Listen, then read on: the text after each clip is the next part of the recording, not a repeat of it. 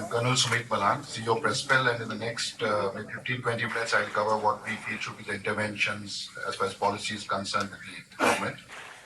Before we start, one quick episode again on Rajasthan, since the previous conversation was on Rajasthan about climate change there as well, and also transformations in Rajasthan.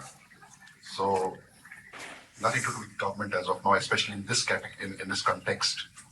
When I was in the army long ago, as a youngster in the army, I used to go to Rajasthan, the border areas, and carry out exercise with the tanks. So the tanks require a lot of open area, and the deserts are the best place for tank warfare. And it used to be open desert, and we could go anywhere and carry out exercises. We could fire, we could go over the sand dunes and carry out exercises. Cut to 20 years later, when I had become slightly senior in the army as a colonel, and again we went to the deserts for carrying out our operations and our exercises. And trust you me, we had to actually navigate to find a sand dune present in those border areas. And that was because of the Indira Gandhi Canal which had come in and its distributaries. And from there, it had got about so much of greenery in those areas that the entire desert had got transformed. The villages had, of course, bloomed there. A lot of farming undertaken there. So we didn't have, as the army, enough area to carry out actual exercises on ground. So that's one of the transformations which has taken place in the country. On the sad side, it had also started, transforming the weather in terms of what we have done as human beings to the climate. We used to have something called, and this top secret should go to this room, we have something called underground bunkers, which are our control and command centers, and they are buried under the ground. A lot of reinforcements on top so that if missiles come, bombs come, it doesn't get destroyed. And it rained so hard in those deserts that the entire, operations room got flooded and we had to relocate somewhere. So there's a sad part which shows in an area where there was no drainage ever constructed because rainfall never used to take place, the entire, ecosystem has got changed. And we, in the army, also had to think of out-of-the-box solutions as to what we could do to combat the climate change. Many poor episodes, but we're short on time here. Some of the recommended interventions that we are seeing as PRESPL being closely associated with the bioenergy space across the value chain, and understanding the value chain is important. The first part of the biomass, of the bioenergy value chain is the sourcing of biomass. The most critical component that we feel needs to be solved for us to get the bioenergy space right. As far as biomass sourcing is concerned, create rural biomass banks through FPOs, self-help groups, etc., so that you are able to have the participation of the locals as well as ensure that the quantum of biomass is met. We as PRESPL have got a biomass aggregation model based on the VLEs, the village level entrepreneurs, who engage with them, and since they're entrepreneurs, they like to be associated with PRESPL because it brings them business as well. Subsidized transport of agri-residues for biochar in this case, for biomass as well coming in. Why it is important is because it's a light density material. Most of the cost associated with biomass or biochar would be the transportation of these resources. Ban open burning. We have seen enough talk on this in Punjab, Haryana. How much of it is actually implemented on ground, needs to be seen. There needs to be a cross-check on this, and how we can make it better along with the government needs to be looked at very closely. Integrate with crop residue management schemes. There are CRM schemes available in some states, not very effective if I may put it that way, because while the schemes are there on ground, implementation is not wholly possible. These schemes are available to some amount of people, some amount of farmers. They're not available to the industry. Now, if a PRESPL, which is one of the largest players in this market, goes there, there is no subsidy available for me to take part and gather this biomass, and we are the actual enablers who are able to carry this out. So that needs to be looked at very closely. Next, please. Now, from the upstream, we come to the midstream, that's the technology aspects. The capital subsidies for the pyrolysis units which are there, so we have technology coming in, but then again, these are costly technologies. We heard some of the numbers yesterday. We need to understand that they are the cost, so some kind of subsidy needs to be given there. Some kind of taxation needs to be looked at in terms of these. Develop industry standards. India has just started, and we were part of the study where industry standards have started coming in for biomass products like bio briquettes and pellets. So this has started coming in last year. We were part of the study. It is now coming out. Similar standards need to come up for biochar as well, because that is going to make it internationally acceptable. Create National Biochar Research Center under ICAR. and promote R&D on low-cost technology. So while we're in Kentucky, a lot of excellent work is going on around low-cost methods, but including industrial scale, making them low-cost as well would enable us. Next, please. The market, so now coming to downstream, because we need the market, we need the applications. What can we do here? Include biochar and FCO. We had spoken about it yesterday, a very important part. Once you have it as part of the FCO, the fertilizer control order, you would enable farmers to utilize it. Launch awareness campaigns through the ICAR, KV keys, and all the other subsets that are there of these.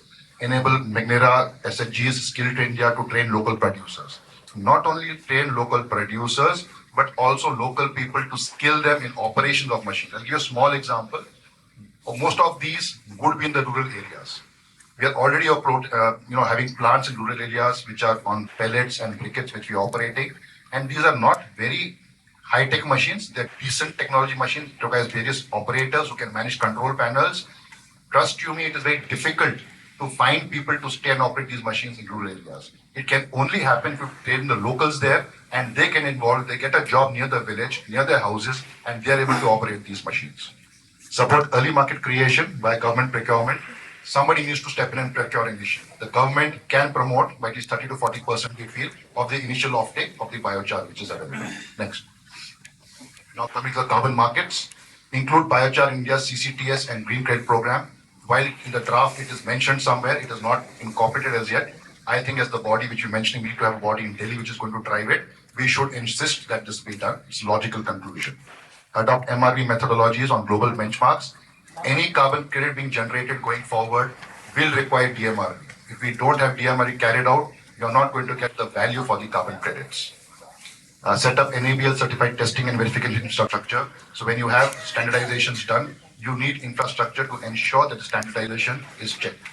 Develop registry linkage with international RECs and evident things like this which are already in the market. We could have linkages of our CCTS with these. Next.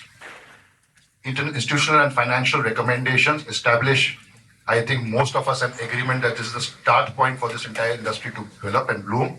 A national biochar mission could be under MNRE, could be having the various combinations of inter-ministerial organizations to come together and form the national biochar mission. It could be funded by 60-40 by center and states with target-based dispersals.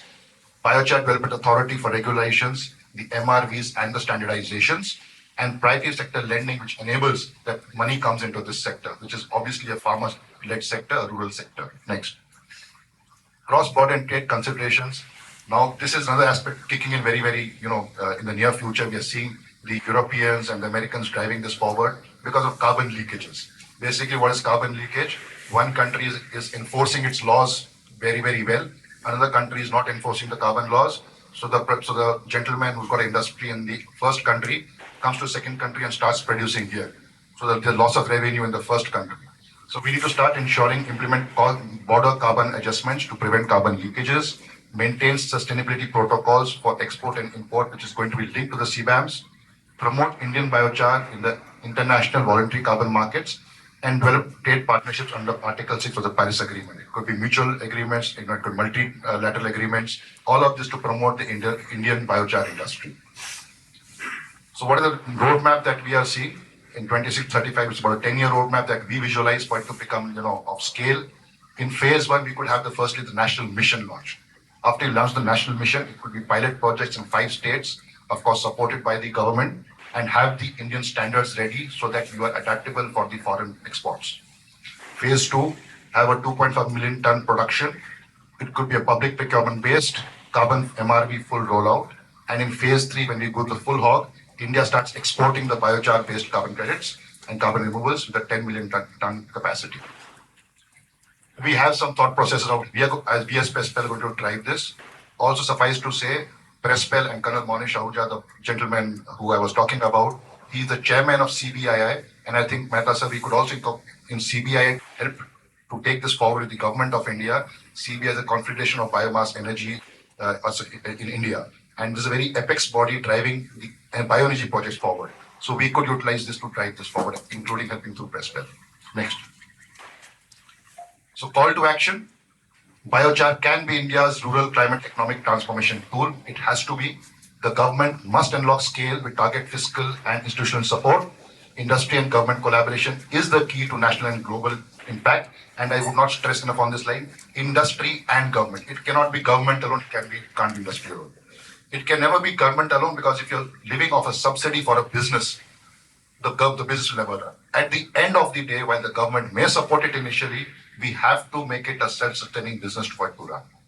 And of course, India has the potential to lead the global south in biochar innovation. Next. There are two slides I'm just trying to showcase that these learnings which are there for the international markets. So markets like Japan, like Australia, like EU and America, they're already far ahead of us in these markets, in the carbon markets. And we're having a think tank coming up, which Mehtaji has just mentioned to us about. That think tank would need to study all of these policies that are there, see how we can absorb and learn from them, and align to take India's biochar industry and bioenergy industry forward. That in short was what I wanted to suggest about this. At the risk of repeating myself, it can never be the government alone. While the topic is government, we as the industry have to stand up, take risks, and move forward to make it an effective biomass-based business solution. Thank you, sir.